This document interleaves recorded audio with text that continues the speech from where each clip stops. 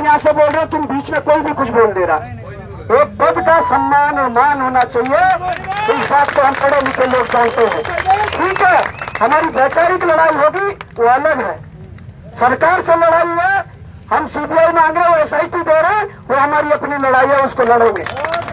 पर अगर कोई भी यहाँ से DM साहब या कोई भी अगर बोलता है तो ये आप लोग जानते हैं, और आप लोग 8-8 घंटे कोचिंगों में 10-10, 12-12 घंटे लाइब्रेरी में बिताते हैं, तो वो भी समझ सकते हैं कि कोई भी बीच से कोई ऐसी लूज टॉकिंग नहीं करेगा जिससे कि हमें भी दुख हो, उन्हें भी दुख हो और समाज को भी दुख हो, क्योंकि इनका काम है, इनकी ड्यूटी है और ये अपनी ड्यूटी के लिए आए हैं।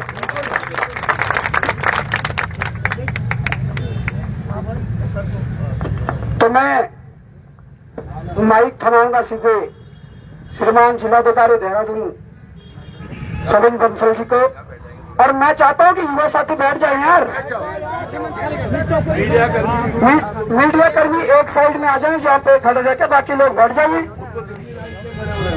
तो मैं माइक थमा रहा हूं और आप लोग बड़े गौर से और बड़े प्यार से शांति से इस चीज को सुनेंगे। धन्यवाद। तुम पे जूते लग रहे उठ के जाओ ना भाई, क्या बोलूं, यूकेडी से बड़ी पार्टी है, यूकेडी ज्यादा ही बना सकते हो। यहाँ पर उपस्थित हमारे सभी छात्र छात्राएं, देखिए हम आपके जो संवेदनाएं हैं, जो कंसर्न्स हैं, उनसे भली भांति परिचित हैं, उनका एहसास है। आपके जो कंसर्न्स थे, पेपर लीक का, चीटिंग का और जो उससे एसोसिएटेड इश्यूज थे, उस पे गवर्नमेंट प्रशासन गंभीर है। इसी वजह से जैसे ही कोई इनपुट आया, एक सेंटर से इनपुट आया, अभी तक एक सेंटर से इनपुट आया है, उस इनपुट के आधार पर जो जो कार्रवाइयां हुई हैं वो पूरे डोमेन में, पब्लिक डोमेन में व्यापक है। जो कंसर्न्ड अधिकारी ड्यूटी पे थे उनके विरुद्ध एक्शन ले लिया गया है। जो इन्वॉल्व था चीटिंग में, जो सिंगल चीटिंग केस में इन्वॉल्व था, उसको ड्यू लीगल प्रोसेस से टैकल कर लिया गया है। जो उनके साथ लोग एसोसिएटेड थे, जो चेन थी पूरी, उनको भी टैकल कर लिया गया है, उनको न्यूट्रलाइज कर लिया गया है। अब जो इनपुट था वो भले ही सिर्फ एक सेंटर से था, लेकिन पूरी परीक्षा की सैंक्टिटी को ध्यान में रखते हुए, जो सूचिता है उसको ध्यान में रखते हुए जो हमारी SIT गठित हुई है, वो सिर्फ उस सेंटर के लिए ही नहीं, हमारी स्टेट में जहां जहां पर भी एक एक सेंटर था, उस सब के प्रोसेसेस को, सारे ऑपरेशंस को इन्वेस्टिगेट कर रही है। उसका जो कार्य क्षेत्र है वो प्रत्येक सेंटर कर दिया गया है। देखिए ये गंभीरता का ही एक प्रतीक है। अभी पिछले 3 साल में, 4 साल में भर्तियां हुई हैं, आप सबने भी एग्जाम्स दिए होंगे। जो 25,000 भर्तियां हुई हैं उसमें ये सब जो हमारी जो केयर थी ये ली गई है, ड्यूली ली गई है।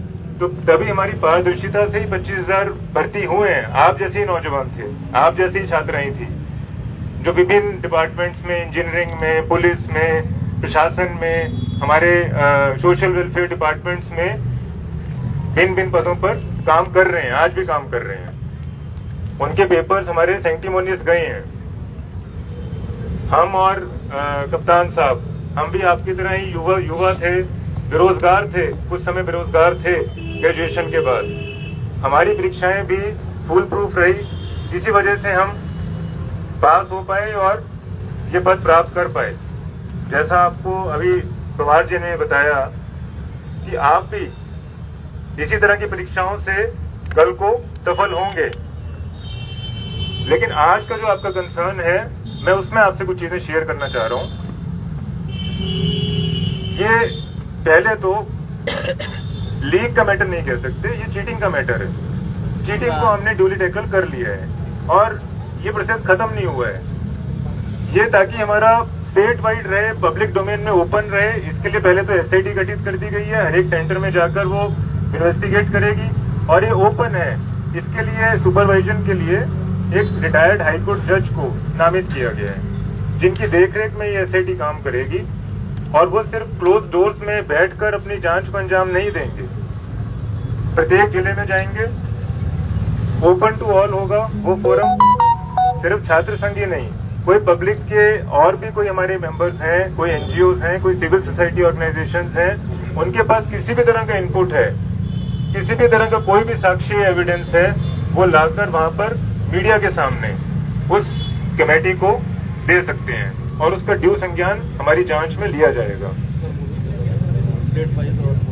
जो हमारा शेड्यूल रहेगा, जो हाईकोर्ट जज की अध्यक्षता में ये एसआईटी की हमारी समिति गठित हुई है, इसका जो शेड्यूल रहेगा भ्रमण का प्रत्येक जिले में, वो ड्यूली पब्लिसाइज किया जाएगा विद स्थान, डेट एंड टाइम।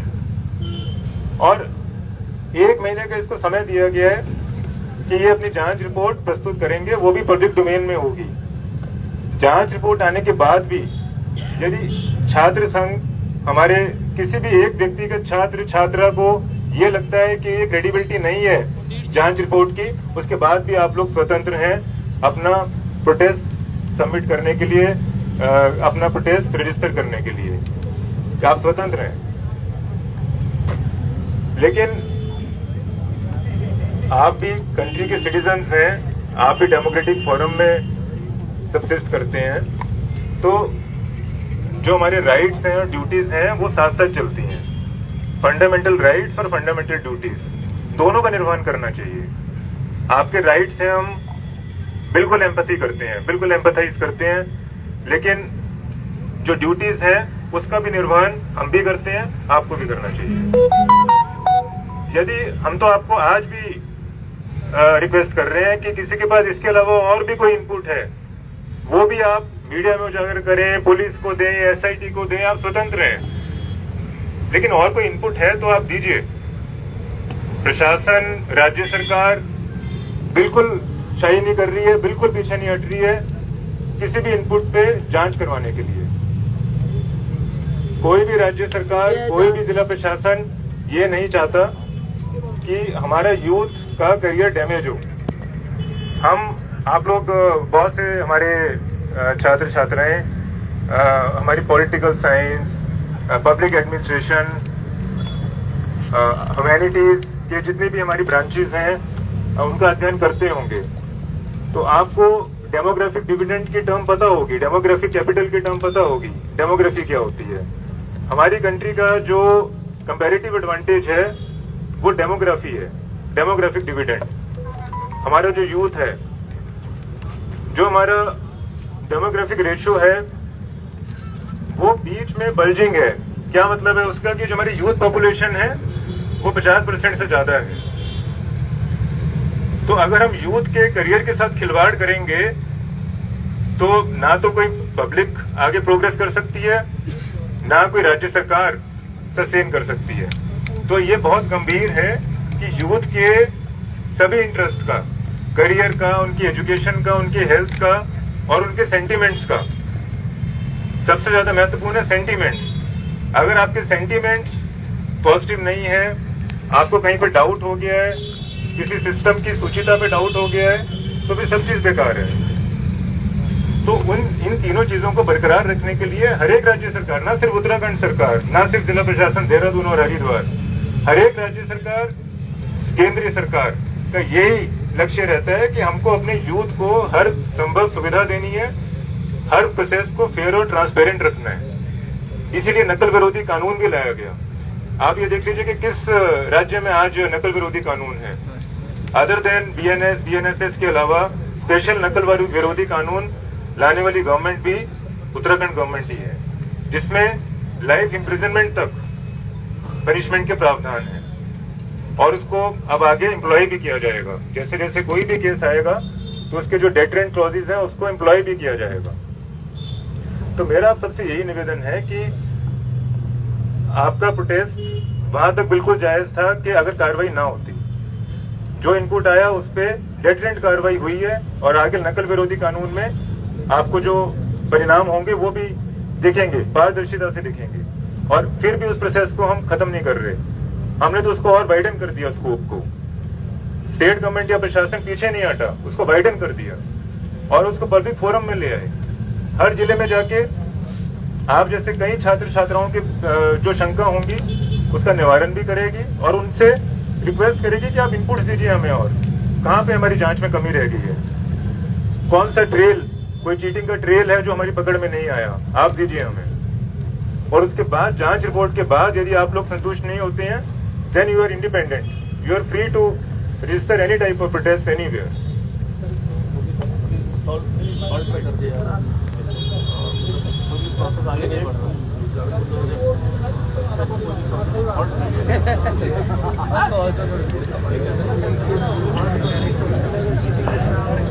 और ये भी मैं आपसे शेयर करना चाहूंगा कि जो हमारी परीक्षा की जो प्रोसेस थी, इस परीक्षा की, उसको अभी हमने कुछ देर तक स्टॉल भी किया है ताकि सबका कॉन्फिडेंस बिल्डिंग रहे, कॉन्फिडेंस बिल्डिंग मेजर इसको अपनाते हुए, ताकि आप सब इस मेजर से अलाइन रहें कि इस प्रोसेस में आगे नहीं बढ़ रहे हैं जब तक ये रिपोर्ट नहीं आती है, जब तक आपकी संतुष्टि नहीं हो जाती है, क्योंकि हजारों हमारे स्टूडेंट्स के जो करियर है वो फेयर एंड फ्री वे में आगे बढ़ने चाहिए, यही लक्ष्य है।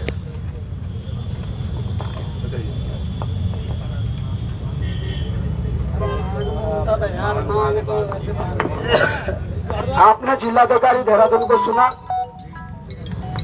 तो सवाल हमारे भी हैं, पर मैं आपसे भी पूछना चाहूंगा कि आप संतुष्ट हैं इस चीज से? ठीक है, कोई नहीं। देखिए, हमने बड़ी हमने आप विनम्रतापूर्ण शिक्षित होने का परिचय दीजिए, हमें वो चीज करने की जरूरत नहीं है। देखिए, लड़ेंगे यार, ऐसा थोड़ी है, लोकतंत्र है, लड़ेंगे। यहाँ बात नहीं सुनी गई तो दिल्ली जाएंगे, दिल्ली लड़ेंगे, ऐसा नहीं है।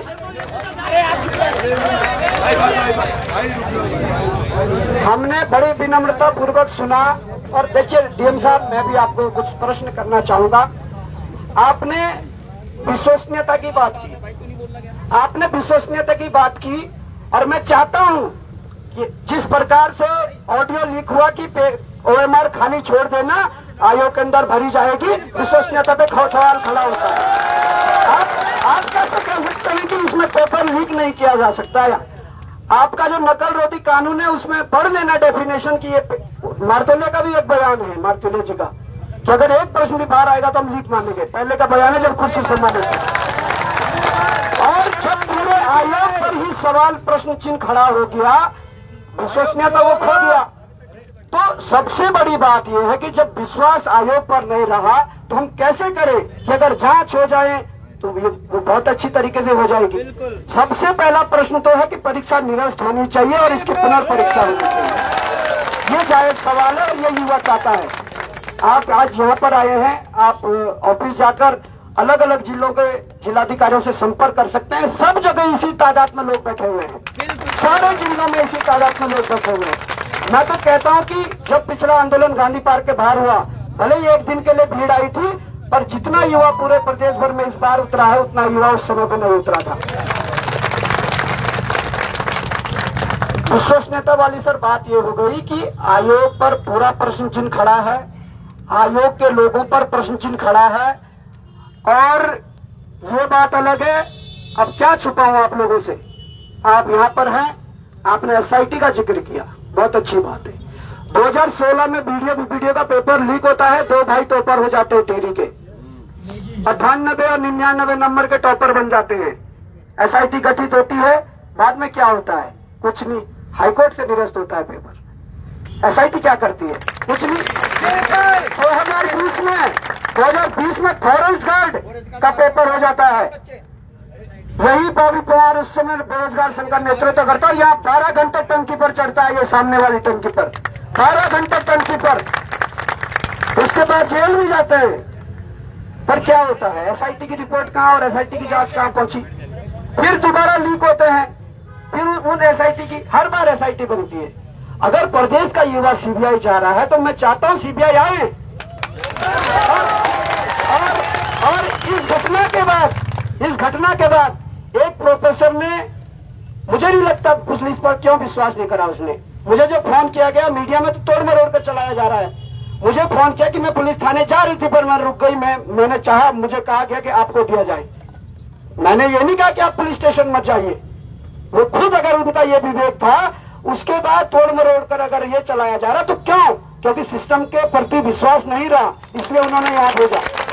और दूसरी बात, आप मेरा फोन ले लीजिए, पोस्ट डालने से पहले मार्तोलिया जी को कॉल किया गया, आज भी स्क्रीनशॉट रखे हुए हैं और पूरा आपको जितना चेक करना आप कर लीजिए।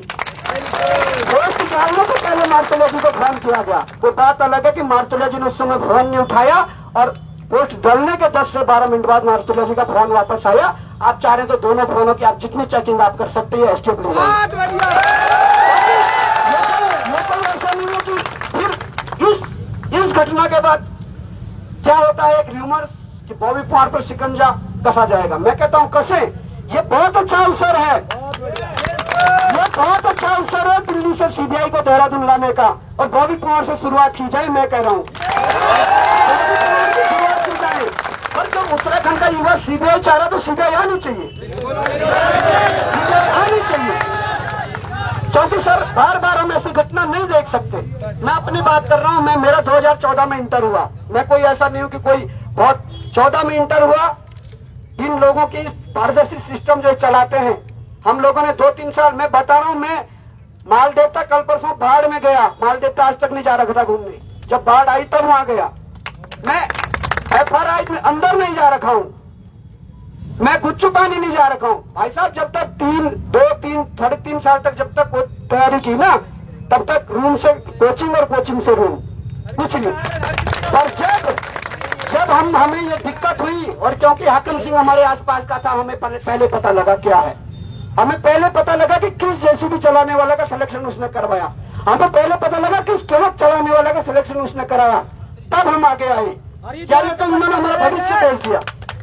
और मैं चाहता हूं, बड़े आप सबकी भी रिस्पेक्ट है, इन सबकी भी रिस्पेक्ट होनी चाहिए। अभी लोकतांत्रिक व्यवस्था में भारत के नागरिक है और सबका सम्मान होना चाहिए, क्योंकि कल इन्हीं में से कोई डीएम है, कोई पीएम है, कोई सीएम है, ये बात जायज है। पर मैं ये कहना चाहता हूं कि सर सबसे पहला जो प्रश्न है वो ये है कि आयोग की विश्वसनीयता पर प्रश्न चिन्ह अगर खड़ा हुआ है, तो मैं चाहता हूं कि आप भी गाइड करिए उस चीज को, और आप भी अपने, हाँ आप बोलिए इसके बाद।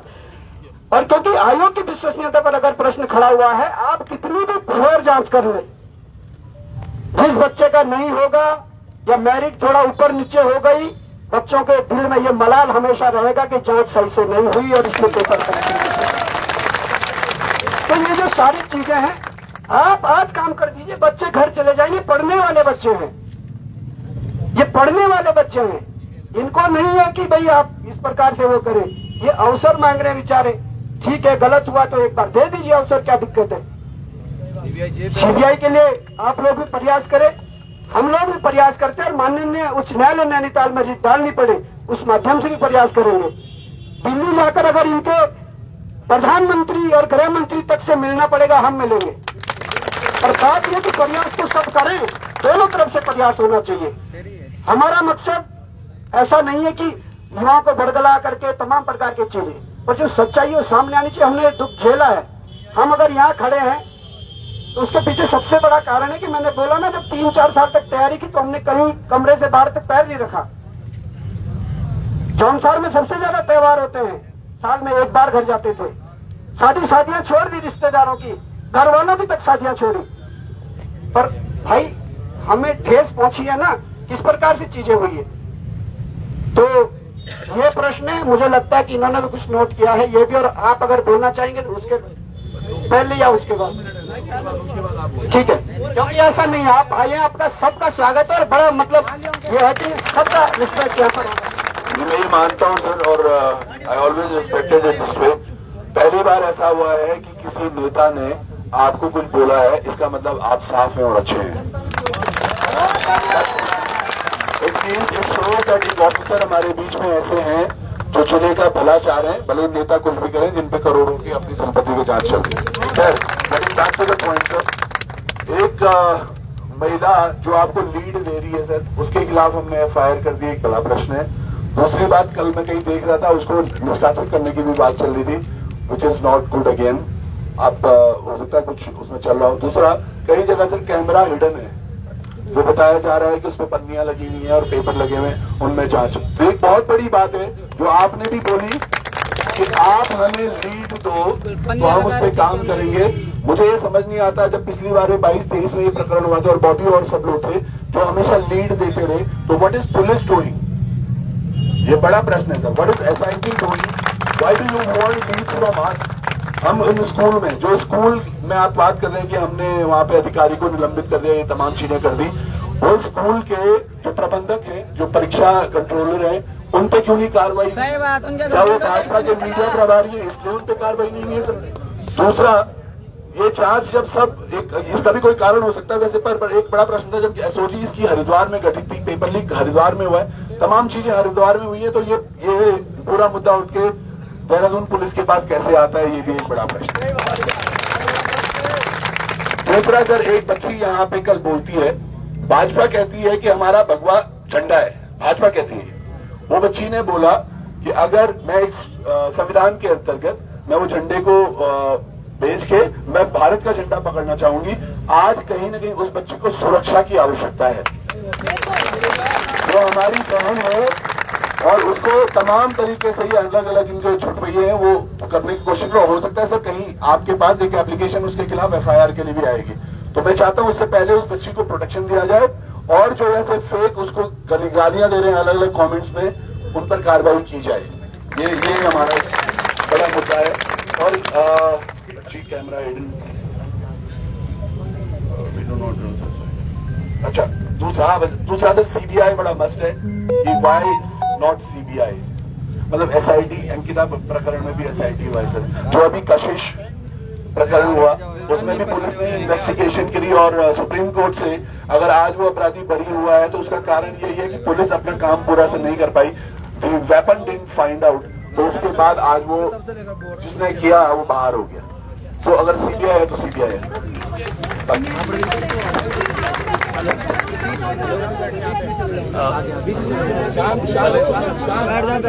दो मिनट बस आपका और लूंगा। पहले तो मैं अपने सभी युवा भाई बहनों को धन्यवाद दूंगा कि जिस तरह से मैंने भी पढ़ाई करी इलाहाबाद में और मैंने बहुत सारे आंदोलन चाहे वो तरह तरह में पार्टिसिपेट किया, जिस तरह का पीसफुल और संयमित मैंने देखा है कोई भी आंदोलन उत्तराखंड में, खासकर आप लोग के जो बैनर तले देखता हूँ, मैं इसको अप्रिशिएट करता हूँ कि मैं अभी रास्ते में डीएम साहब से बात कर रहा था, कितना यूथ संयमित मैंने कहीं नहीं देखा, क्योंकि हम भी उसी यूथ वाले उससे जब पढ़ाई करते थे तो कहीं भी घुस के नारेबाजी, पथराव या तरह तरह की चीजें लोग होती थी और कुछ लोग करते थे, तो मैं देखता था कि कितना संयमित आप लोग हैं और इस धूप में भी 4-5 दिन से जो बैठे हैं और संयम है और जैसा सुन रहे हैं, ये भी बहुत बड़ी बात है। इसके सर्वप्रथम धन्यवाद दूंगा आप लोग को और आपके सभी लीडर्स को दूंगा कि जो इतना आप लोग से जो संवाद है, इतना कंट्रोल है, जैसे कहा कहते ही आप लोग शांत रहे, नहीं तो कहीं और जाकर यूथ को एड्रेस करना बहुत भारी काम होता है, खासकर किसी प्रशासनिक और पुलिस अधिकारी को। तो मैं आपको सही में धन्यवाद देता हूँ।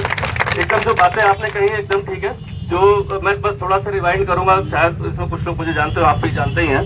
जब पहली बार ये जो शिकायतें आई थी पेपर लीक की, 5-6 परीक्षाएं थी और खासकर यही स्नातक परीक्षा थी 2021 की बात है, तो पूरी कोशिश की गई और इसमें जहां तक थे, चाहे वो उन परीक्षाओं के साथ साथ और भी जो परीक्षाएं पहले हुई थी, जो 2016 की बीपीडीओ वाली थी, जो पेंडिंग थी, बहुत सालों से पेंडिंग थी, कुछ नहीं हुआ था, और फॉरेस्ट गार्ड वाली भी, फॉरेस्ट वाली भी थी परीक्षाएं जो ऑनलाइन हुई थी, उसमें जितनी भी तंग मेहता से जो भी आप लोग के माध्यम से बहुत सारे हमें साक्ष्य मिले थे और उसमें मैं तो रहते रहते अपने मुझे ध्यान है कि 74 लोग की अरेस्ट होती, उसमें ऐसा नहीं कि कोई हमने ऐसे लोग अरेस्ट किया, चाहे वो हाकम सिंह वो भी अरेस्ट हुआ था फर्स्ट टाइम। और दूसरी बात है, आयोग के चेयरमैन जो पहले पूर्व में रहे वो भी अरेस्ट हुए, परीक्षा नियंत्रक को भी अरेस्ट किया और जो सचिव थे उनको भी किया। तो ऐसा नहीं कि जहां संलिप्तता आई तो उसको छोड़ा गया, शायद काफी समय हो गया तो मेमोरी से वॉश आउट हो जाता है, और 2 साल बाद जमानत से सुप्रीम कोर्ट से छोटे थे, तो एक जमानत की प्रक्रिया अलग होती है। अब दूसरा जो सवाल आपको मैं कहना चाहूंगा, हमेशा आयोग है जो इंडिपेंडेंट होता है उसके ऊपर हमेशा नजर रहती है। लास्ट टाइम भी जब आयोग से पता चला था कि कहीं न कहीं संलिप्तता किसी रूप में आई है तो सभी लोग जेल गए थे। तो इस बार भी, आज भी, अभी वर्तमान में अभी आप लोग हम लोग यहाँ बैठे हैं, एसआईटी की पूरी टीम आयोग में ही है और एक जो अभी बात आई थी कि कुछ पेपर को ब्लैंक छोड़ने की बात थी जो अभी वीडियो में थी और बहुत सेंसिटिव केस थी, अगर ऐसा है तो कहीं ना कहीं हम मानते हैं कि इसको कहीं ना कहीं कॉम्प्रोमाइज करने का प्रयास हो सकता है। तो आज आयोग के जितने भी पेपर सभी के वो लिए जा रहे हैं, मतलब जो प्रोसेस है, कितने लोगों ने कितने क्वेश्चन, मतलब वैसे जब नेगेटिव मार्किंग होती है तो 100% लोग अटेंड नहीं करते हैं, इतना ही करते हैं कि जिससे वो क्लियर कर जाए। तो ये भी देखा गया है कि ऐसे क्या सस्पेक्टेड लोग हैं जो 10-5 क्वेश्चन ही कर गए, या 15 क्वेश्चन करके आए, तो जो 15 क्वेश्चन करने वाला मैं भी स्टूडेंट रहा, मुझे पता है कि उसका नहीं सिलेक्शन है, तो वो फिर रैंडम ही मार के आता है कि चलो तुक्का लगा देते हैं, कुछ लगा देते हैं, ये लग रहा क्या पता हो जाए, कोई छोड़ के पूरा नहीं आता। तो जितना क्वालिफाइंग है उससे ज्यादा ही करके लोग आते हैं, ये तो मुझे पता है। तो इसकी भी हम स्क्रूटनी करेंगे जो आरोप है, और वो जेन्युइन आरोप है कि क्या कोई ऐसे लोग छोड़ के आ रहे हैं उसमें जो 10-15 क्वेश्चन ही करके आ रहे हैं, तो उनका वैसे भी नहीं होना, तो जनरली फिल करके आ जाते हैं 50 तक। तो ये भी स्क्रूटनी में आज पूरी टीम गई हुई है, जिसको मैंने हाईलाइट किया कि जरूर इस एंगल को देखा जाए। सेकंड है, जैसा कि अभी एक इश्यू आया कि परीक्षा लीक हुई हरिद्वार में, या परीक्षा का जो प्रश्न पत्र आया बाहर से आया, तो इन्वेस्टिगेशन यहाँ की हो रही है। पहले के जो 8 मुकदमे लिखे गए थे 2021 में सारी परीक्षाओं के, वो सारे देहरादून के रायपुर के थाने में ही रजिस्टर्ड है। गैंगस्टर रेड का जो मुकदमा लिखा गया तो वो भी रायपुर में लिखा गया। उसके पीछे एक ये रहता है, जहां आयोग होता है, किसी भी चीज का आयोग या सरकारी कार्यालय होता है, तो जो उसको संचालित करता है, कोई भी घटनाक्रम प्रदेश से रिलेटेड होती है, तो वो आयोग वहीं पर अपने संबंधित थाने में ही शिकायत भेजता है। वो शिकायत भी आई थी आयोग से, उसी शिकायत के आधार पर ही केस रजिस्टर्ड हुआ। ऐसा नहीं कि वो हमने वहां से कोई ट्रांसफर किया। पहले के भी 8 मुकदमे जो लिखे गए हैं सारे जो है रायपुर थाने में लिखे गए, चूंकि कमीशन का जो है कार्य क्षेत्र का जो थाना है वो वही है, तो वो वहीं पर शिकायत भेजते हैं। इस बार भी वहीं भेजी गई। इसके पहले जो अभी जो बात आई थी आकम सिंह वाले केस में, जिसमें आप लोग ने काफी वर्क किया था, वो भी थाना वो क्योंकि पटेल नगर में लिखी गई थी, चूंकि वो वहां का निवासी था, तो इसलिए क्योंकि वो आयोग की तरफ से डायरेक्ट नहीं रजिस्टर्ड करेगी। तो जो चीज आयोग से आती है वो अपने कार्य क्षेत्र में आती है। तीसरा, एकदम सही बात है कि अगर कोई आयोग या कोई भी संस्था जिस पर हमारा विश्वास टिका होता है, जहां सारी प्रक्रिया एग्जाम की होती है, और अगर उसकी विश्वसनीयता खत्म होगी तो डेफिनेटली परीक्षा के रिजल्ट के बाद हमेशा निराशा होती है कि कहीं ऐसा तो नहीं कि कुछ गड़बड़ हुआ। तो इसी चीज के लिए सबसे पहला जो हमने फोकस रखा है जांच का, वो आयोग से ही स्टार्ट किया। जैसे आज पूरी टीम आयोग में गई। इसके बाद 1 जनपदों में, जैसा पता है कि रिटायर्ड जज महोदय की अध्यक्षता में, देख रेख में हर जिलों में टीम जाएगी, उस सभी के क्वेरीज को लिया जाएगा। कुछ बातें आई थी कि कैमरे को हिडन किया गया। जहां तक मुझे पता चला कि जो स्कूलों में कैमरे लगे होते हैं उनको कहा गया था कि वो कोई वर्क नहीं करेंगे, आयोग के जो कैमरे लगते हैं वो लगाए जाएंगे। अभी जैसा मुझे पता, मैं इसको आयोग के कैमरे नहीं लगे तो सर मैं ये नहीं कह रहा, मैंने कहा कि जो इस तरह की क्वेरीज है, इसीलिए डेफिनेटली जब आपको हर डेट दी जाएगी, जैसे यहाँ भी एक डेट दी जाएगी, समय दिया जाएगा 4 से 5 घंटे, उसमें आप अपनी क्वेरीज रिटर्न में वर्बली नोट कराएंगे, हर डिस्ट्रिक्ट में दिया जाएगा। और ये देखा भी जाएगा परीक्षण करके कि क्या इसके पीछे कोई मंशा गलत थी। ये तो परीक्षण, चूंकि एक माननीय रिटायर्ड हाईकोर्ट के जस्टिस साहब आ रहे हैं, वास्ट एक्सपीरियंस है, उनकी निगरानी से तो कोई बच नहीं सकता। न पुलिस बच सकती है, न कोई ऐसा अपराधी बच सकता है, न कोई कंडक्ट गलत करने वाला बच सकता है। और मुझे लगता है कि वो सुझाव भी आने वाले समय में जब आयोग की निष्कर्ष आएंगे तो फाइंडिंग में सुझाव भी आएंगे कि कहाँ लैप्सेस होने की संभावना होती है और उसको कैसे ठीक किया जाए। तो ये एक महीने की बात है। बाकी मैं इसमें बहुत ज्यादा नहीं बोलूंगा आप लोग से, क्योंकि बस इतना अप्रिशिएट करूंगा, जो क्वेरीज है कृपया करके रिटर्न में या वर्बली जब आयोग बैठता है, यहाँ पर मेंबर बैठते हैं उनके, तो आप अध्यक्ष जी बैठते हैं, तो आप जरूर उनको कराएं। और इस शांतिप्रिय धरना जो आप लोग कर रहे हैं, मैं इसके लिए सही कर, हमारी इतनी पुलिस लगी रहती है, मैं भी कहता हूँ इतनी पुलिस क्यों लगाते हो? जब आपने ऑब्जर्व कर लिया है कि शांति से बैठे हैं, और इतना विश्वास मुझे इतने सालों से हमारा इंटरेक्शन है, मतलब कि मुझे पता है कि ऐसी चीज नहीं होगी। और खासकर जितने भी युवा यहाँ पर आए, क्योंकि हम लोग भी काम करते हैं, हमें पता है कि सारे लोग कोचिंग करते हैं, कोचिंग के बाद यहाँ पर आते हैं, तो ये भी हमें पता है कि कोई वो लोग नहीं है कि जो पढ़ते नहीं और यहाँ के खाली बैठे हुए। ये सारी जानकारी हमें, और इसीलिए संयम आपकी तरफ से, और इसीलिए आपको कहीं भी एक बार भी डीएम साहब से बात हो रही थी, मैंने कहा सर एकदम शांति से बैठे। पहली बार ऐसा होता है कि इतनी शांति से मैंने किसी को धरने पर इतने लंबे समय तक बैठे देखा हो। तो मैं आपका शुक्रिया करूंगा, और बाकी आप लोग से जो बातें आई है जनरली डेफिनेटली इसको टेकअप करेंगे। सर जब युवा सीबीआई मांग रहे तो सरकार भाई वो सवाल इनसे नहीं होगा, सरकार से करेंगे, ठीक है? उनका काम है, ठीक है, सरकार से बात करें, हमें जैसे बात करेंगे।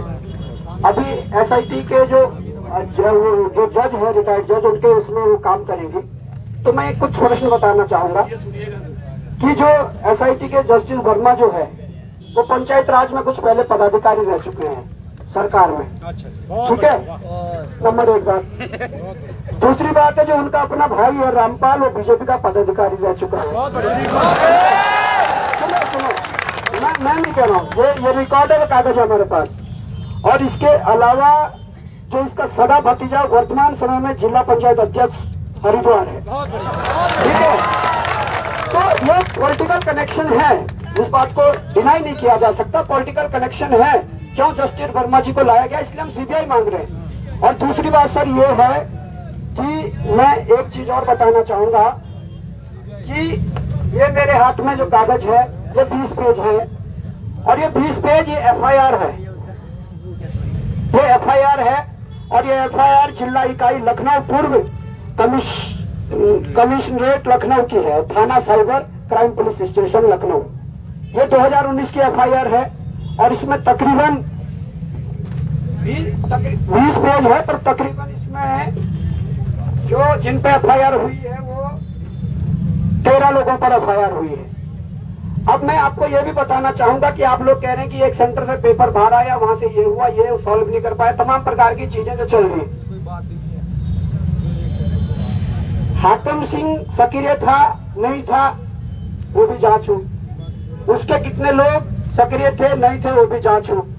इसके अलावा जिसने वो पेपर बाहर किया उनका क्या कनेक्शन था, क्या वो था, कितने लोगों तक भेजा, क्योंकि ये हम भी जानते हैं कि अगर पूरा पेपर किसी एक व्यक्ति को भेजा जाए तो 2 घंटे तो वही सॉल्व करने में लगा देगा, तो जो अंदर मांग रहा वो क्या खाक सॉल्व करेगा।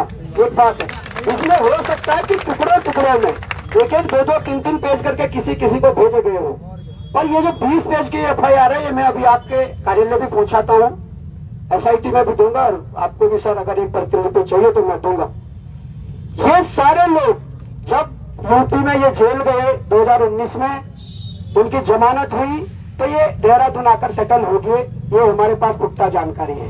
और उसके बाद ये देहरादून में रहकर उत्तराखंड की भर्तियों में काम कर रहे हैं लिख करने का, और मैं आपको दूंगा एक एक नाम कौन कौन है, एड्रेस भी दूंगा।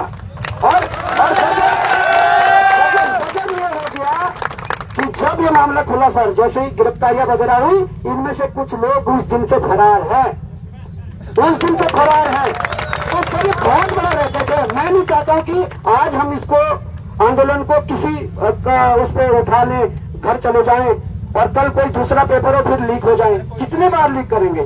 हम तो चाहते हैं कि एक बार ऐसी धरपकड़ हो, एक बार सीबीआई अगर आ ही जाए तो मजा आ जाए। और सर सबसे बड़ी बात है कि जो पेपर की, राम भाई भी कुछ बोलेंगे, क्योंकि जो वहां पर मैंने एक जिक्र किया था दूसरे दिन जब आंदोलन शुरू हुआ कि पेपर 11:30 बजे नहीं, पेपर 10 बजे भी बाहर था, तो राम भाई जिक्र करेंगे उसका। तो ये चीजें मैं चाहूंगा कि इस पर बहुत बारीकी से जांच करने की जरूरत है। ये ऐसा नहीं है कि मेरा बेटा है, आपका बेटा है, किसी का, पूरे उत्तराखंड का परिवार, पूरे उत्तराखंड के युवाओं का भविष्य है। और तो और हम तो चलो हमारी एज पार हो जाएगी, हम नहीं भरेंगे तो हम नहीं देना है, पर जो आने वाले बच्चे हैं जो बड़ी उम्मीद लगाए बैठे उनका क्या होगा जब तक सुधरा नहीं चाहिए। तो राम भाई आप थोड़ा इस बात के भी डिस्कस करिए। और जो कैमरों का है ना, कैमरों का ये मुझे लगता है कि एक जो मैंने पोस्ट डाली थी विकासनगर के स्कूल के प्रधानाचार्य से दबाव में लिखवा लिया गया कि भाई आयोग अपने लगाता, इसलिए हमने अपनी पन्नियां लगा दी। और जब मैंने आयोग के अंदर पता किया या जो लोग इसके टेंडर करते हैं इस प्रकार की, उनका कहना कि आयोग कैमरा जरूर लगाता है, पर एक मेन गेट पर लगाता है और एक वहां पर लगाता है जहां पर कॉपियां खुलती है। अरे नकल तो कमरों में होती है भाई, तो एक सेंटर पे कम से कम 20 कमरे होते हैं, 450 सेंटर थे, बताओ कितने कैमरे लगेंगे। इसलिए आयोग ने कोई कैमरे नहीं लगाए थे, और जो कैमरे लगे थे उन पर पन्नियां चढ़ाई गई, कहीं पे कागज चढ़ाए गए। बहुत बड़ा प्रश्न है, बहुत ज्यादा बड़ा प्रश्न है। तो राम भाई प्लीज। मैं सिर्फ 2 मिनट अपनी बात रखूंगा सर यहाँ पे। हाँ राम थोड़ा आगे हो जा, राम थोड़ा आगे हो जा। मैं सिर्फ कुछ चीजें बताऊंगा सर यहाँ पे कि एक्चुअल में अब ये जो पेपर है ये सिर्फ पेपर लीक नहीं है, बल्कि पहली बार ऐसा देखा जा रहा है कि इस पेपर में जो है कई अनियमितताएं आई हुई है। तो इस पेपर को जो है सबसे पहले तो हम चाहते हैं कि उसको जो है कैंसिल कराकर ये एग्जाम की घोषणा आज ही कर दी जाए। हम सर ये चाहते हैं कि इस प्रदेश का युवा, हम खुद नहीं चाहते हैं इस प्रदेश का युवा जो है यूं सड़कों पर कब तक वो जो है बैठा रहेगा। क्यों नहीं सरकार हमारी जो है घोषणा कर देती, चलिए बच्चे अपने घरों में जाइए, अब पढ़ाई कीजिए, यहाँ पर आपको जो है एक भी बच्चा नजर नहीं आएगा अगर आप ये घोषणा कर दें। और अनियमितताएं क्या क्या हुई हैं उसके जो है 10 से 12 बिंदु खुद हम एसएसपी साहब को हम दे चुके हैं सर को, और इसके अलावा हम गृह सचिव को भी 10 से 12 बिंदु दे चुके हैं कि भाई ये सेंटरों में कितनी बड़ी अनियमितताएं हुई हैं। सिर्फ पेपर लीक नहीं कह रहा हूं मैं, पेपर लीक तो हुआ ही है, लेकिन जो अनियमितताएं हुई हैं वो बहुत बड़ी अनियमितताएं हुई हैं। और इसके अलावा अभी हमने 10 से 12 बिंदु और बना लिए हैं इस परीक्षा से रिलेटेड कि कहां कहां पर अनियमितताएं हुई है। अगर आप देखेंगे तो दुदली का एक सेंटर है, उस दुदली के एक सेंटर में पेपर होना था 11 बजे, वहां 10:30 बजे से पेपर जो है चालू करवा दिया गया। जिसकी भी जांच हो वो भी हमने दिया हुआ है पॉइंट, उसकी जल्दी जांच हो जाए। इसके अलावा अगर आप देखेंगे तो हरिद्वार के रुड़की में पहली बार ऐसा देखा जा रहा है। हरिद्वार के रुड़की का एक सेंटर है, वहां पर जो है पूरे सेंटर की जो कार्बन कॉपी होती है जो बच्चों को घर के लिए दी जाती है OMR वाली, उसमें जो है ये छपा ही नहीं है कि मैंने कौन कौन से उसमें जो है टिक मारे हुए हैं, कौन कौन से उसमें वो किए। वो देखिए वो बच्चा भी है जो हाथ उठा रहा, तो बहुत सारे ऐसे हैं। वो पूरा मामला और सेंटर की जांच है। उसमें कुछ में पहले से ही गोले हो रखे हैं, कुछ OMR में पहले से गोले हुए हैं, इसके भी है चीजें। तो जब इतने सारे तथ्य आपको दिए जा रहे हैं, जब इतनी सारी चीजें जो है मुख्यमंत्री जी के समक्ष भी हम रख चुके हैं। हाँ, एक वीडियो एक जो मुख्यमंत्री के सामने भी हमने रखा, SSP सर के सामने भी हमने रखा कि टिहरी में एक सेंटर है जहां पर जो है बाहर में 2 लड़के जो है पर्ची में कुछ कर रहे थे ठीक अंदर जाने से पहले। वो शिकायत भी हमने की है। और क्या ये जांच का विषय है, क्या वो जो है, और वो ChatGPT पर लगे थे जल्दी जल्दी किसका आंसर क्या होगा, इसका आंसर क्या होगा। वो वीडियो है हमारे पास, और वो वीडियो में हम इनको देंगे। और उसमें ABCDEF इसकी जो है, जिस बच्चे ने हमें शिकायत दी वो ये कह रहा था कि इसमें जो है लिस्टिंग कर रखी है ABCD, ये सारी चीजें। और जब इतने सारे सबूत हैं, इतने सारे जो है तथ्य हैं, तो आप तत्काल इस परीक्षा को जो है निरस्त कराइए और उसके बाद ही प्रदेश का जो है सड़कों से यहाँ से जो है बाहर निकले। ये आपकी बात एकदम ठीक है। इन्होंने आपने मुझे रिटर्न में बहुत सारी चीजें शेयर करी है, क्योंकि इसमें एक इंडिपेंडेंट जब एक रिटायर्ड जस्टिस साहब अपॉइंट हो गए हैं और इसके बाद काम शुरू हो गया, तो ये जो आपकी बातें वो डेफिनेटली वहां तक पहुंचेंगी। और जिस दिन डेट मेरे ख्याल से रिसर्च जल्दी 2-3 दिन के अंदर ये डेट यहाँ पर पहले देहरादून से शुरू करेंगे, इसके बाद हर जनपद में करेंगे। तो इस तरह के साक्ष्य अगर आते हैं आपके माध्यम से, आपने भी दिया और आप लोग से भी आएगा, हर जिले से आएगा, तो डेफिनेटली कहाँ कहाँ क्या चीजें कमियां रही है, जानबूझकर हुई है, साजिश के तहत हुई है या त्रुटियां रही है। तो 1 महीना मुझे लगता है कि बहुत बड़ा पीरियड नहीं है, और हो सकता है 1 महीने का तो मैक्सिमम टाइम दिया है, हो सकता है चीजें 20 से 25 दिन में भी पूरी हो सकती है। तो इतना ही मैं बस कहूंगा। और एक बहुत अच्छी बात कही कि जो आई है बात बहुत सस्पिशियस भी है कि अगर किसी की B कॉपी में जो हम कार्बन कॉपी रखते नहीं प्रिंट आया, तो छात्रों का भी देखना पड़ेगा कि क्यों नहीं आया होगा, क्या है। और दूसरी बात, कभी अगर OMR पर अगर कोई किसी ने इंक लगा दिया या पहले से बोला है, तो उसको पहले तो मतलब एग्जाम की परीक्षा किसी का लगा है और उसको क्वेश्चन करना चाहिए। लेकिन इतनी साइंस फास्ट है कि आपको ध्यान होगा 2016 में भी कुछ ऐसे ही हुआ था, तब से बहुत सारे सुधार किए गए। तो इंक की पेन से भी कौन से गोले लगे और दूसरी कौन सी इंक लगी हुई है, उसके क्या प्रेसिंग के मार्क्स हैं, तो ये सारी चीजें साइंटिफिक चीज निकल आती है। अगर कहीं एक ने भी ऐसा कुछ किया होगा तो भी साइंटिफिकली निकल आएगी। जैसे आपने अभी कहा कि पेपर 10 बजे या 10:30 बजे पहले भी आ सकता है, अगर हो सकता है एक आदमी भेज रहा है तो 4 को भेज सकता है। बट मैं आपको शेयर करूंगा, क्योंकि थोड़ी सी टेक्निकल एस्टीमेट वगैरह के मैंने बहुत कुछ सीखा है, साइबर में सीखा है।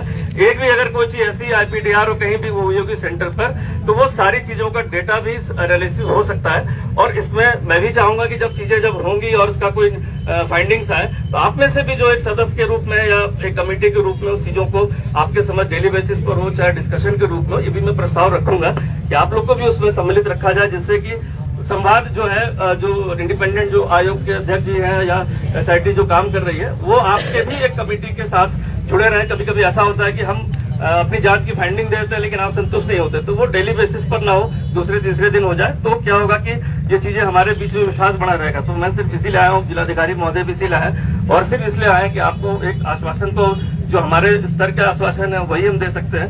बाकी जो आपकी बातें हैं वो जरूर सरकार तक पहुंचा भी दी जाएंगी जिलाधिकारी महोदय के माध्यम से। बट आप लोग को मैं बहुत धन्यवाद दूंगा।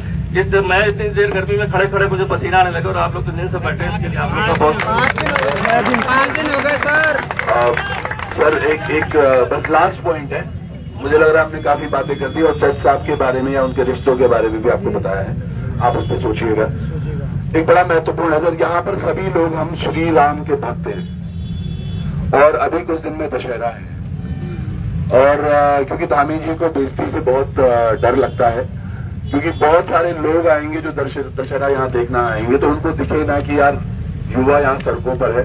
तो आप सब लोग मुझे आग्रह है सर, अगर ये मेला मतलब जो ये रावण दहन होगा, ये दूसरे किसी ग्राउंड में अगर शिफ्ट किया जा सके, क्योंकि हाँ तब तक आप काम करवा दीजिए। हाँ, तब तक याद हो, तब तक आप काम करवा दो।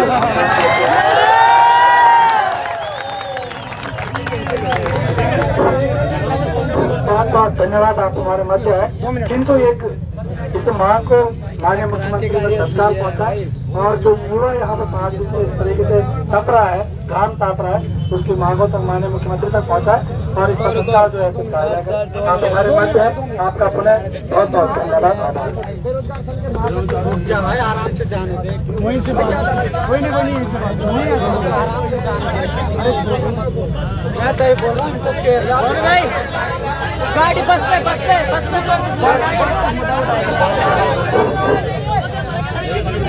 रुक जाओ भाई। अरे यार ऐसे करके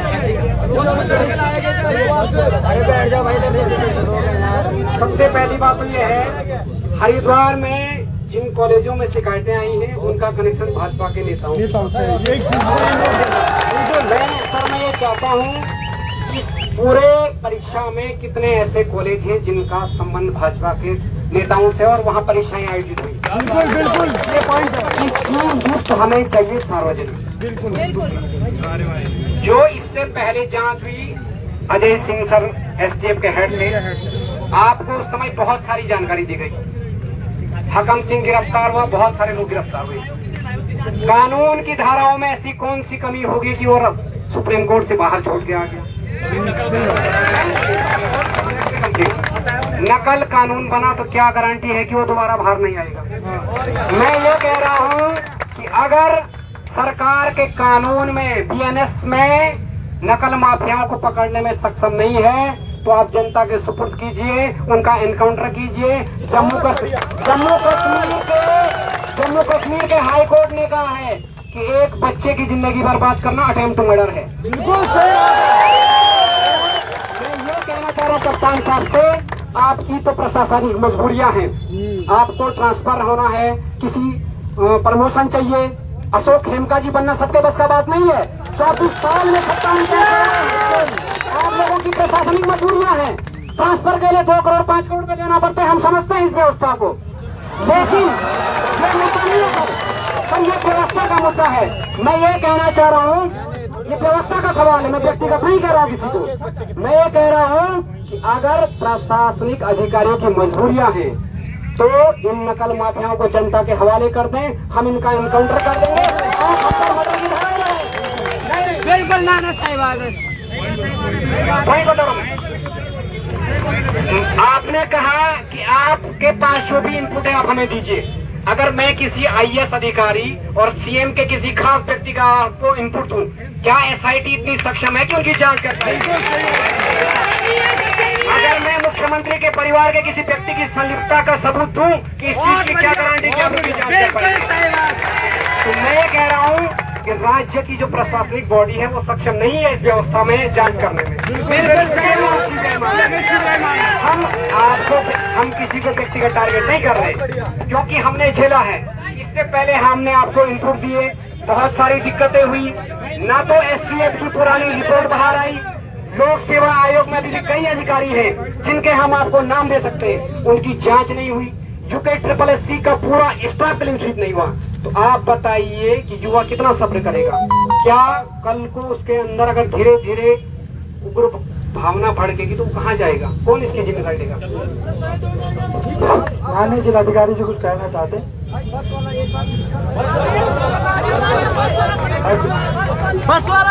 यहाँ पर सर क्या हुआ कि अभी 3 दिन पहले हरिद्वार से 235 बच्चे लाए थे और हमने उन बच्चों के माँ बापों से भी बात की। उनका कहना है कि उनका बच्चा फर्स्ट सेम और सेकंड सेम का विद्यार्थी है, BA, BCom, BSc कर रहा है और उनको यहाँ लाया गया एकता बिहार धरना स्थल पर। वहाँ नारेबाजी कराई गई कि परीक्षा परिणाम जारी कराओ, संज्ञान कौन लेगा? और वहाँ बोला गया कि निष्पक्ष और सारी चीजें हुई है। मैं चाहता हूँ सर, कॉलोनी में एक आपने अभी अभियान चलाया था देहरादून पे उत्तराखंड पुलिस ने, कॉलोनी में कुछ फर्जी दादाओं के लिए। सही बात है। तो ये लोग भी कॉलोनी में अभ्यर्थियों की श्रेणी में आते हैं, इन पर मुकदमा होना चाहिए सर। वो लोग जो इस प्रकार का षड्यंत्र कर रहे हैं कौन है? तो धन्यवाद।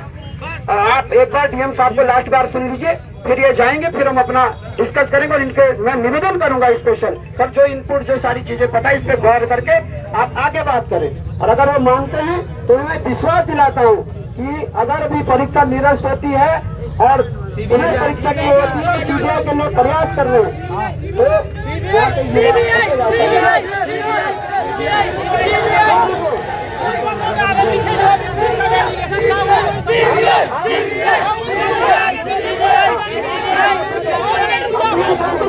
डीएम साहब को सुन और उन बसों को पुलिस की सुरक्षा में देहरादून पुलिस की सुरक्षा में वापस ले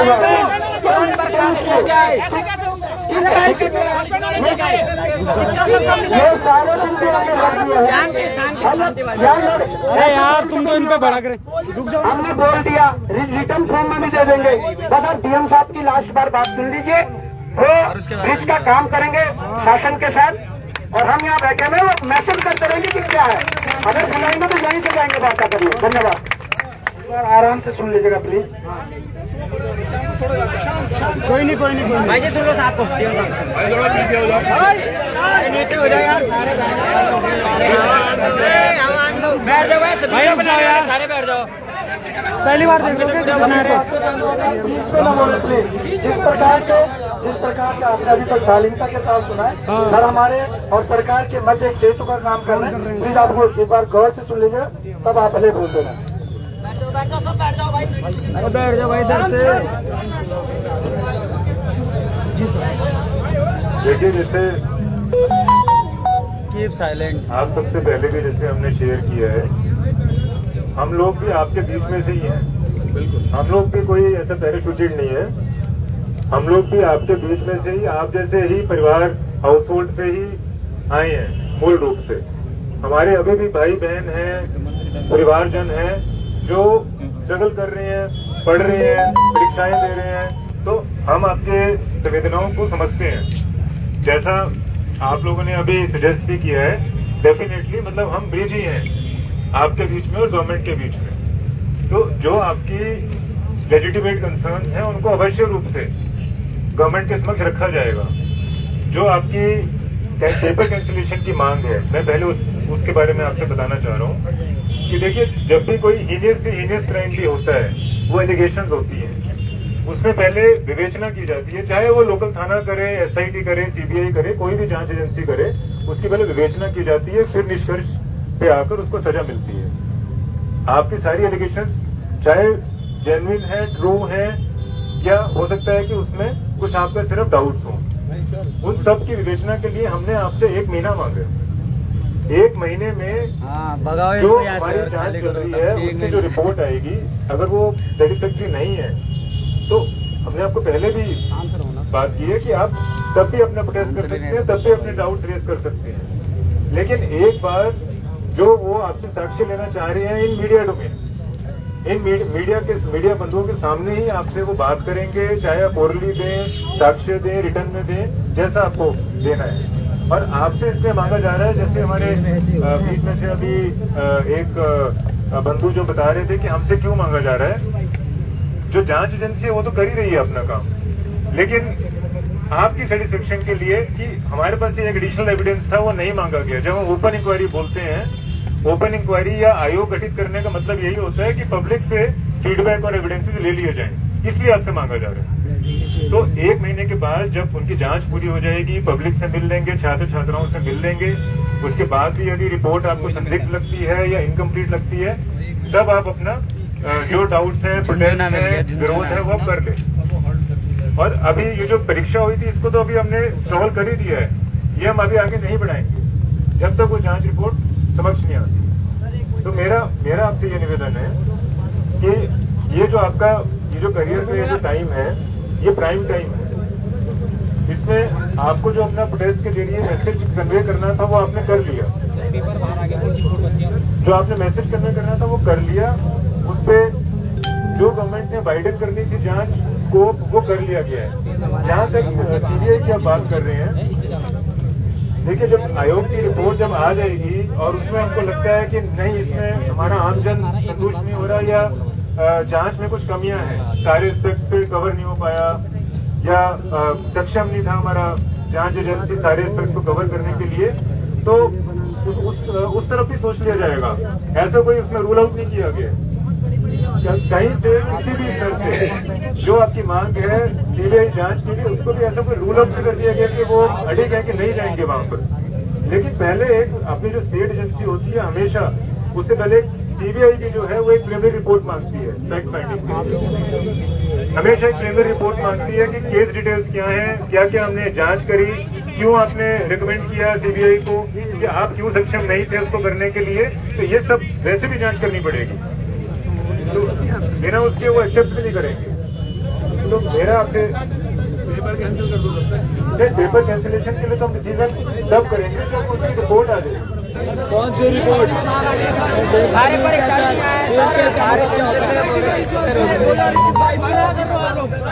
इनका कहना है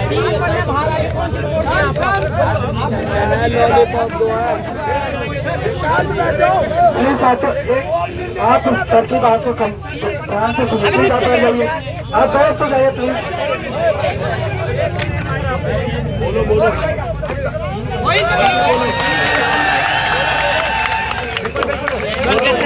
सर जैसे मार्तोली जी का कहना है कि सिर्फ 3 पेज बाहर आए और पेपर लीक नहीं माना जाएगा। सुनो भाई सुनो, 3 पेज बाहर आए तो पेपर लीक नहीं। अरे भाई शांत हो जाओ भाई, आपके हिसाब से भी यही है, पेपर लीक नहीं माना जाएगा। तो दिया बयान उन्होंने,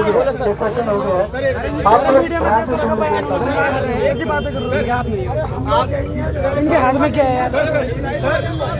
हम नहीं है ना, सुनो हम क्वेश्चन बना लेंगे पूरा बैठ के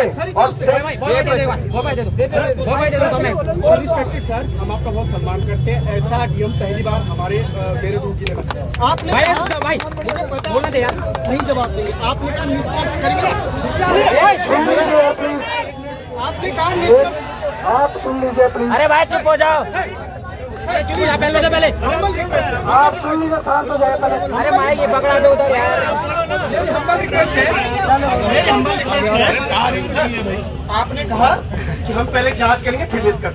मुझे सिर्फ ये जानना है कि हाकिम सिंह के ऊपर एलिगेशन थे या नहीं थे, अंदर हुए तो बाहर किस बेस पे आए, बस मुझे ये बता दीजिए। अब हम आगे की बातों पर क्या बोल ये आप लोग इतने पढ़े लिखे सभी लोग हैं कि कानून में जो है ट्रायल जो चलता है वो सजा के लिए होता है, और जब अरेस्ट होके जाता है तो 6 महीने 8 महीने साल भर 2 साल जेल में रह सकता है। जमानत देना माननीय न्यायालय, सुप्रीम कोर्ट, हाई कोर्ट का अधिकार क्षेत्र है। ऐसा नहीं कि कोई ऐसा ऑफेंस देश का नहीं जिसमें जमानत नहीं होती हो, कोई भी देश का ऐसा क्राइम नहीं है जिसमें जमानत उसकी चाहे 1 साल 2 साल बाद जमानत ना होती। तो ये क्वेश्चन उस पर नजर क्यों नहीं रखी गई? बस मैं एक और जिलाधिकारी महोदय बोल रहे थे, बीच में इंटरप्ट हो गया। मैं आपको एक और जो फैक्ट बताता हूँ, शायद अभी यहाँ ना पता हो, 2022 में भी सीबीआई जांच के लिए हाई कोर्ट में पिटीशन फाइल हुई थी, वो इन्हीं ग्राउंड पर खारिज हो गई थी कि उसमें इन्वेस्टिगेशन में बताया गया सत्तू से। इसीलिए जो जिलाधिकारी महोदय कह रहे थे वो है मेरे पास, वो इसलिए कह रहे थे कि एक बार जब इंडिपेंडेंट फाइंडिंग आप लोग के सभी के पूरे प्रदेश के छात्रों युवाओं की शिकायतें लिपिबद्ध होकर उसकी प्राथमिक जांच कर ली जाएगी, तो वो आयोग उस पर सक्षम होता है कि हाँ मैं इस चीज को किस लेवल तक रिकमेंड करूँ कि इसमें किस एजेंसी की जरूरत है। आज की डेट में कोई भी अनाउंसमेंट हो जाएगी, उसके पीछे डॉक्यूमेंटेशन होता है। शिकायत किसकी है, शिकायतों का जांच हुई कि नहीं, प्रारंभिक हुई, किस लेवल तक इसमें अनिश्चितता पाई गई, ये सारी चीजें जब जाती है तभी कोई सेंट्रल एजेंसी कोई केस टेकअप करती है। 2022 की PIL खारिज हुई है, 2023 में फिर एक PIL आई थी इसी परीक्षाओं घोटालों को लेकर, जो आज भी कोर्ट में पेंडिंग है। तो इसीलिए चूंकि तैयारी करके आप लोग उसकी पार्टी बनी, मैं तो हमेशा कहता हूँ अभी भी पेंडिंग, आप उसमें पार्टी बन सकते हैं, एक खारिज हुआ के रिव्यू में जा सकते हैं। तो 1 महीने तो मांगा, कोई ज्यादा नहीं मांगा। मैं जिलाधिकारी महोदय से कहूंगा कृपया लास्ट में अपने सर उसको कर लेते। आप लोग तो सेटल है 1 महीना हमारे, हम तो सर सड़कों पे मैं आप सबसे आंसर ही नहीं दिया भाई, उसका पेपर नहीं है। हमारे करियर का प्राइम टाइम है, जो हमारी परीक्षा देने की एज होती है वो लिमिटेड होती है, और ये इस अवधि में इसका बोल रहा भाई फैमिली में हमारे साथ जो डेस्टिनी होती है, डेस्टिनी किसी के साथ भी किसी भी तरह का प्ले करती है। तो जब आपको ये अवसर मिल रहे हैं, आपको अच्छे दिन मिल रहे हैं, कहाँ मिल रहे हैं?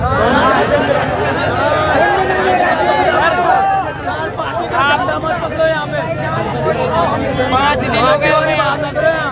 5 दिन कौन सा अच्छा दिन? अच्छा दिन है, कौन सा अच्छा दिन है? पार्टी बाजी लग रहे हैं। आपके जो फुटेज था, आपका जो फुटेज था वो रजिस्टर कर लिया गया है। उसके ऊपर कार्रवाई कर दी गई है और आगे स्कोप चल रहा है।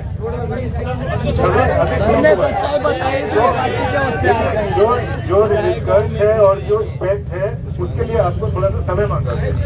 बिल्कुल समय देने का तो मतलब है। तो आप अपना पढ़ाई में ध्यान दीजिए। ना हमको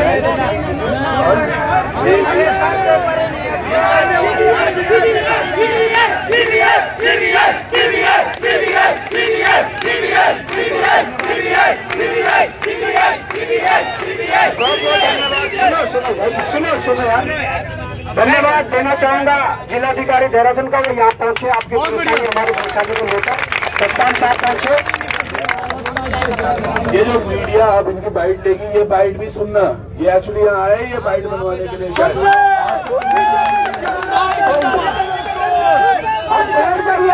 अब इम्पोर्टेंट बातें करनी है, बैठ जाइए, आप बैठ जाइए, आप बैठो।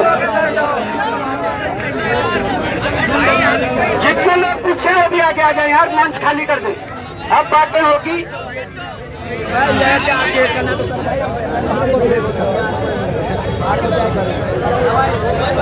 जो आने वाला भविष्य देखना है भाई हमने।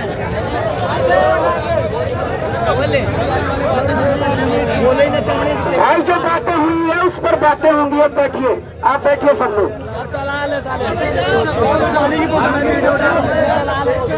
बाकी बैठ जाएंगे। हमारी मातृ शक्ति है पीछे, प्लीज आप इधर साइड आना चाहे तो इधर साइड आ जाओ। मातृ शक्ति हमारी जो है, आप अगर आगे आना चाहे मातृ शक्ति हमारी तो आ जाओ, आगे आ जाएंगे। अरे बात होगी और फैक्ट्स पे बात होगी, फैक्ट्स पे बात होगी, ठीक है, फैक्ट्स पे बात होगी। बैठिए प्लीज, बैठ जाओ यार, खड़े होके क्या करोगे खड़े रह के? दिक्कत किसको है बैठने में, बताओ क्यों दिक्कत हो रही है, बताओ। ऐसे जवानी में दिक्कत हो रही है बैठने में। 1 महीने तक बैठेंगे जब तक जांच नहीं होगी। बैठ जाइए प्लीज।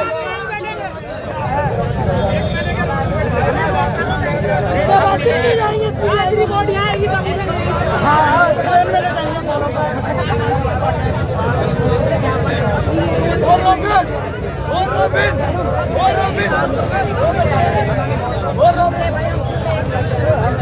भाई हम शांत हो जाएंगे, शुरू करते हैं प्लीज, बैठिए सब लोग।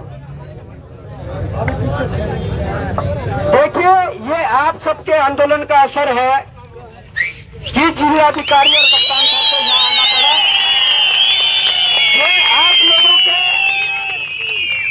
ये आप लोगों के आंदोलन का असर है कि आज पूरे 13 जनपदों में बहुत बड़े मात्रा में युवा विरोध कर रहे हैं। आप सबके इस आंदोलन का असर है। दूसरी बात है कि 1 महीने का टाइम ये बता रहे हैं। छोड़नी पड़ेगी, क्यों 1 महीने का टाइम क्यों ले रहे हैं ये लोग? भाई जब तुम्हारे नकल रोधी कानून में लिखा हुआ है कि अगर कोई भी एक आध प्रश्न भी बाहर आता तो लिख कर माना जाएगा, तो तुम उस पर क्यों नहीं चल रहे? अपना ही कानून में तुम मान रहे, बताओ। सबसे पहले तो ये डिसीजन हो जाना चाहिए। इन्होंने कहा कि हम जांच करेंगे, 1 महीने तक देखेंगे। मैंने डीएम साहब से प्रश्न भी करा था, मैंने कहा विषय जांच का है ही नहीं, विषय कैंसिल करना ना करने का है ही नहीं। विषय ये है कि भाई जब आयोग पे विश्वास नहीं रहा, इस प्रतियोगी परीक्षा में इस पेपर में विश्वास नहीं रहा, तो तुम कितनी भी जांच कर लो, लोगों के मन को कैसे तुम खुश कर पाओगे, लोगों को कैसे विश्वास दिला पाओगे? तो तुम क्या कह रहे हो भाई कि 1 महीना में डिसीजन लेंगे? अरे जब विश्वसनीयता नहीं रही, करते रहो तुम जांच, 1 महीना लगे 2 महीना लगे, पर जब विश्वसनीयता ही नहीं है तो एक ही सॉल्यूशन तो है कि युवाओं का विश्वास कैसे वापस पाओगे? निरस्त करके दोबारा पारदर्शी कराओ, यही तो एकमात्र रास्ता है। भाई मैं बता रहा हूँ, चलो जांच भी कर ली, इन्होंने बोल दिया नकल है, 1 सेंटर नहीं 2 सेंटर पे हुई, चलो इनको भी चिन्हित कर लिया, यहाँ भी दोबारा करवा लिया। जो लोग जिनका सिलेक्शन रुकेगा ना, मलाल जिंदगी भर रहेगा कि ना नकल हुई थी, पेपर लीक था इसलिए नहीं हुआ। तो कल का दिन किसी के दिल में ये मलाल न रहे, तो इसलिए इसका सीधा सा सॉल्यूशन है पेपर निरस्त और दोबारा और सीबीआई लाइए। अभी लास्ट में कप्तान साहब कह रहे थे कि पूर्व में भी पिटीशन डाली गई थी और वो क्यों कैंसिल हुई, तो मैं बताना चाहता हूँ, समय ज्यादा हो गया था वो जय, पर मैं बताना चाहता हूँ, लाइव देखेंगे कि वो इसलिए कैंसिल हुई, एक वकील के द्वारा लगाई गई थी और केवल अखबारों के कटिंग के आधार पर वो लगाई गई थी पिटीशन। क्या अखबारों के कटिंग पर एक्सेप्ट होती? आप भोली पवार को कहते हैं ना, जिनके पास आईटीआई में जानकारी है, यूपीपीएससी से मेंस की कॉपियां मांगी गई है, जिस मेंस की कॉपी में पहले नंबर कुछ और होते थे और उसके बाद एक एक कॉपी में 17, 18 नंबर काट के इंडेक्स में भरे हुए नंबरों को काट के फिर आगे नंबर लिखे, इस आधार पर सीबीआई जांच होगी कि आयोगों के अंदर चल क्या रहा है, इस आधार पे होगी। और वो अखबारों की उस पर पिटीशन लगा दे केवल इसलिए, कुछ लोग आते हैं, कुछ लोग, अरे यहाँ मंच पर कुछ लोग इसलिए भी करते हैं जल्दीबाजी कि कई बेरोजगार संघ न डाल दे, कहीं कोई और फैक्ट के साथ न डाल दे तो एक्सेप्ट हो जाएगी, इसलिए पहले डाल दो और वो एक्सेप्ट ना हो तो उसे बाहर कर दो, फिर ये जा ही नहीं पाएंगे। ये भी रणनीतियां होती है सब शासन और प्रशासन के द्वारा।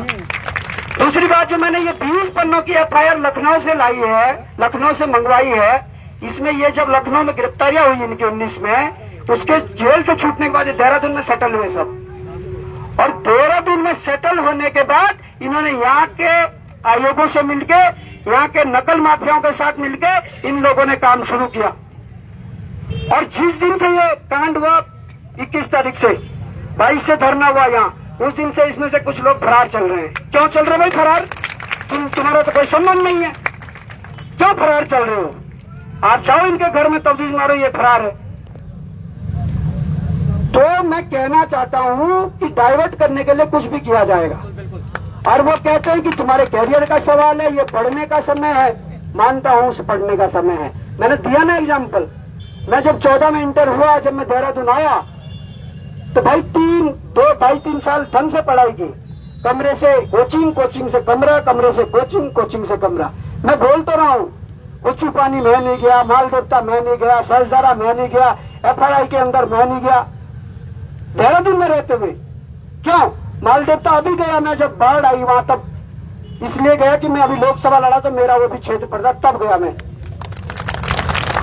और एक बच्चे के उस समय को तो देखो, जो सब कुछ त्याग कर देता है केवल अपने पढ़ाई के लिए, अपने एग्जाम के लिए, और ये कहते हैं कि ये हो जाएगा तुम्हारे कैरियर का। अरे कैरियर बनाओगे कैसे जब पारदर्शी सिस्टम नहीं होगा? कैसे बनाओगे कैरियर बताओ? जब हर बार तुमने 1-2 नंबर से बाहर करना ही करना है, मैरिट इन्होंने अपने हिसाब से लगानी है। सही तो बोल रहे थे कई बच्चे जो मन से यहाँ बोल रहे थे कि कैसे 80 और 85 मैरिट चले जा रही है। अरे जाते हैं नंबर 80-85, और चुनिंदा लोगों को जाते हैं। ऐसा नहीं है कि बिल्कुल लगे हुए है 90, 89.50, 89, 88.50। तो मैं ये थोड़ी होता भाई, 1-2 लोग अपवाद हो सकते हैं, 2-4 लोग अपवाद हो सकते हैं, वो 90 भी ला सकते हैं। बस तुम्हारी पूरी श्रृंखला वहां से शुरू होती है नीचे तक। बताओ तो पढ़े लिखे तुम लोग हो सब यार, हम पढ़े लिखे हैं, इन लोगों की तरह अनपढ़ नहीं है। जो इनके मंत्री जो अंगूठा टेक है, कहते हैं अरे पेपर लीक नहीं हुआ, बस 3 पेज बाहर आए। तो इनके प्रदेश अध्यक्ष कहते हैं अरे भाई पेपर लीक नहीं हुआ, अभी तो पेपर ही बाहर आया है, अभी रिजल्ट थोड़ी आया। अब तुम क्या चाहते हो? रिजल्ट भी बाहर लाना चाहते हो अभी? तो ये तरीका है। और फिर वो जाते जाते बोला कि अब एसआईटी काम कर रही है, और जो रिटायर्ड जो जज है वो आगे है। तो रिटायर्ड जज के बारे में मैंने बता दिया भाई, रिटायर्ड जज के बारे में बता दिया। रिटायर्ड जज के बारे में मैंने बता दिया कि वो क्या है। वो सरकार में इन पदों पर रहे हैं, सरकार के साथ पदों पे काम किया है। वहां से आने के बाद तो मिली भगत तो होगी, सांठगांठ तो होगी। इनके जो अपने भाई है वो भाजपा के हरियाणा में पदाधिकारी है। इनके जो भतीजे वर्तमान समय में जिला पंचायत अध्यक्ष हैं। तो यार तो क्या चाहिए? ये भाजपा कनेक्शन नहीं है तो क्या कनेक्शन है? जैसे हमारे महासचिव उत्तराखंड बेरोजगार संघ के भाई सजेंद्र कठेर जी ने कहा कि 450 जितने सेंटर थे, आप उनकी डिटेल दीजिए, उनके मालिकों के नाम दीजिए। मैं कह रहा हूं 50 50% से अधिक ऐसे सेंटर मिलेंगे जब भाजपा कनेक्शन मिलेगा। तो किस बात की बात करते हैं? अगर एक भाजपा कनेक्शन वाले आदमी के स्कूल से पर्चा बाहर आ सकता है, पेपर बाहर आ सकता है, तो क्या और भाजपा वाले बैठ जाएंगे काम के? क्यों? उन्हें भी पार्टी फंड में पैसा देना होगा, वहीं से तो लेंगे। वो कहां से लेंगे? क्या आलू लगा के टमाटर लगा के थोड़ी देंगे? वहीं से तो लेंगे 2 नंबर का पैसा और वहीं से पार्टी फंड में देंगे। दूसरी बात यह है कि इसके अलावा भी क्या हुआ कि पिछले बार ये घटना हुई थी हाईकोर्ट में। सांसद जी हमारे ये नैनीताल से कौन है भाई लोग? अजय भट्ट। उनकी धर्म पत्नी को हाईकोर्ट में क्या बनाया गया था? क्या बनाया गया था भाई? महाधिवक्ता बनाया नहीं बनाया? उनका रिकॉर्ड जब चेक किया तो एक भी केस नहीं लड़ा था उन्होंने तब तक। ऐसा कोई कैसे बना दिया? और सेम केस यहाँ पर है। सेम केस इनके जो पुत्र हैं, जो जस्टिस जो कह रहे हैं, जो रिटायर्ड जस्टिस आए हैं और जो एसआईटी के ऊपर रहेंगे, इनके जो पुत्र है राहुल वर्मा, जो राहुल वर्मा है, उनको अपर महाधिवक्ता बनाया गया है, जबकि अभी तक कोई कैसे केस नहीं लड़ेगी जिससे उनको बनाया जा सके। ऐसा कोई क्राइटेरिया नहीं था जिससे उन्हें बनाया जैसे। तो क्या ये चाल नहीं हो सकती कि तुमने मेरे बेटे को सेटल किया, मैं तुम्हारी एसआईटी को सेटल कर दूंगा? क्या नहीं हो सकता ये कोई? तो हम कैसे विश्वास कर ले? कैसे विश्वास करें ऐसे लोगों पर? अब यह दिन हम भूले नहीं जब दिल्ली हाईकोर्ट के एक जज के घर पर छापेमारी हुई, कितना पैसा निकला? तुम चाहते क्या यार? युवाओं को भ्रमित करना जानते हो। ये भी एक बात है कि ये युवा ध्यान से सुन रहा है, ये युवा 5 दिन से लगा हुआ है और ये आगे भी इसी इस पर रहेगा। पर अगर इन युवाओं के सब्र की परीक्षा ली गई तो ये वही युवा है, ये उन लोगों का खून है जिन्होंने इस भारत की आजादी से लेकर उत्तराखंड राज्य गठन तक की लड़ाइयां लड़ी। ये उन लोगों का खून है, ये युवा, ये उत्तराखंडी है। तो इनके सब्र की परीक्षा ना ली जाए, क्योंकि सब्र का बांध अगर टूटेगा तो निश्चित ही यहाँ से कई कुर्सियां बहेंगी, सरकारें बहेंगी, ये मैं निश्चित कह रहा हूँ। इसलिए मैं कहना चाहता हूँ कि भाई लड़ाई तो लड़नी पड़ेगी। आप लोगों ने देख लिया होगा और वो सामने इस चीज को हम बोल रहे हैं कि भाई बसें भर के लाई गई, तो अगर सब साफ हुआ है, सारी चीजें ठीक हुई है, तुम अपनी जगह ठीक हो, बसें क्यों भर के लाई गई वो भी तो कारण दो। रुद्रप्रयाग डीएम के पास कौन गए, उनकी फोटो क्यों नहीं डाली गई, वो भी तो प्रमाण दो। और अखबार में कल छपवाया गया, 2-3 उद्यान विभाग के कोई महिलाएं थी जिनका बयान छपवाए गए कि हमारा सिलेक्शन हुआ और बड़ी ईमानदारी से सब चल रहा है। मैं बताना चाहता हूं, मुझे तुम्हारे बारे में भी पता है।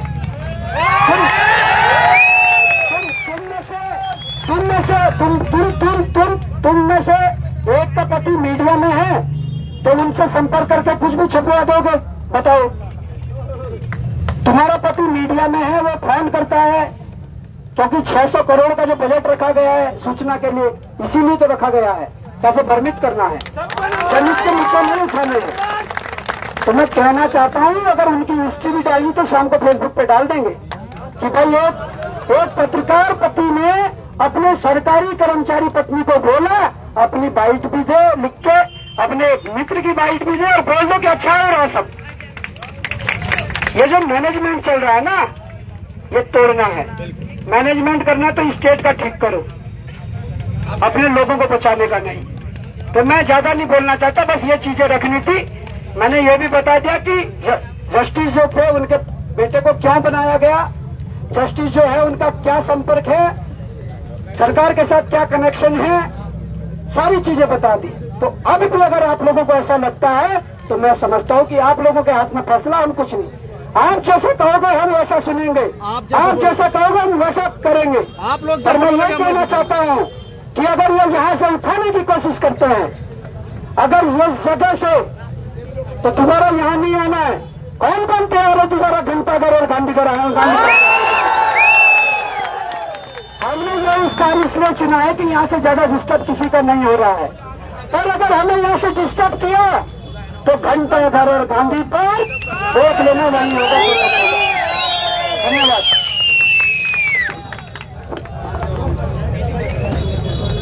बोलो केदारनाथ धाम की। बड़ा आनंदित प्रफुल्लित है आज पूरा हमारा युवा वर्ग। ये आप लोगों की जीत है जो हम इतने दिनों से बात कर रहे थे। और याद रखना वो दिन दूर नहीं जब धामी भी आएगा यार। बिल्कुल।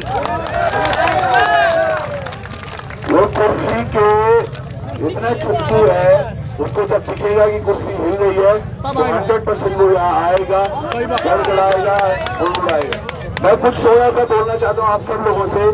कोई भी व्यक्ति, मैंने कल भी बोला था, कोई भी हमारा युवा साथी ये मीडिया चैनल्स पर, खासकर गोदी मीडिया पर अपने आप से बयान देने से बचें। हमारे मुद्दे ये 4 लिखे हुए, इसके अलावा इनको कुछ और बोलने की जरूरत नहीं है। जहाँ पे नहीं आएगा समझ, हाथ छोड़ देना, बोला हम श्री राम भक्त हैं, हम कुछ नहीं जानते। क्योंकि ये हर तरफ से, क्योंकि ये भ्रष्टाचार में लिप्त है ना, ये तो तंत्र मंत्र षड्यंत्र सब रचेंगे। इनकी हालत खराब हो रखी है और धामी कब जाए कब ना जाए उसको खुद नहीं पता। तो वो पूरी ताकत लगाएगा, पूरी ताकत लगाएगा। और हाँ, कुछ युवा साथी हमसे अलग अलग टाइमों पे मिलने भी आ रहे हैं। तो मैं ये चाहूंगा अगर आपको समर्थन करना है तो दिन के समय में आइए, रात को 12, साढ़े 12, 1 बजे आने की आवश्यकता नहीं है। यहाँ हमारे युवा साथी सो रहे होते हैं और उनको भी खतरा हो सकता है। ये मैं कहीं और बोल रहा हूँ, ये काम आएगी लाइन, देखना। मैं खाली ये बोल रहा हूँ हम सब लोगों को। दूसरी बात, जितने भी यहाँ पे अतिथि आ रहे हैं आप सब लोगों का स्वागत।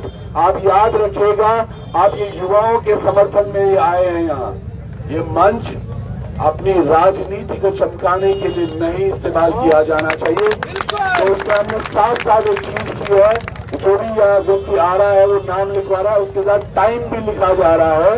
और ठीक टाइम 1.5 से 2 घंटे बाद, उससे पहले उनको माइक नहीं दिया जाएगा अगर परिस्थितियां बने तो। हाँ, 1.5 से 2 घंटा।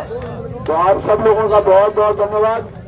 जब तक तोड़ेंगे नहीं, जब तक तोड़ेंगे नहीं, we want CBI, we want CBI, we want CBI, we want CBI। और ये फटाफट पेपर कैंसिल कर लो, क्योंकि पेपर छोड़, पेपर छोड़, पेपर छोड़। बहुत बहुत धन्यवाद। और अभी किसी ने मुझे सुंदर कांड किया, तो बजरंग बली की बोल, पार्वती पते हर हर हर महादेव। धन्यवाद। एक बार जोरदार नारेबाजी करेंगे यहाँ पर। पेपर चोर, कत्ती चोर, पेपर चोर, कत्ती चोर। हाथ उठा के प्लीज। पेपर चोर, कत्ती चोर, पेपर चोर, कत्ती चोर, पुष्कर धामी कत्ती चोर, पुष्कर धामी कत्ती चोर, जीएस मर्दोलिया कत्ती चोर, पुष्कर धामी मुर्दाबाद, पुष्कर धामी मुर्दाबाद, पुष्कर धामी शर्म करो, पुष्कर धामी शर्म करो, शर्म नहीं तो डूब मरो, पेपर चोर, कत्ती चोर। आगे के कार्यक्रम संचालन के लिए बिट्टू भाई आगे आए। और आप सभी साथियों से अनुरोध है, जितने भी साथी हैं, देखिए आप अपना स्थान ग्रहण कर लीजिएगा, क्योंकि पूरा आप ज्यादा देर तक खड़े नहीं रह पाएंगे। बिट्टू भाई आए और आप मंच संचालन करें।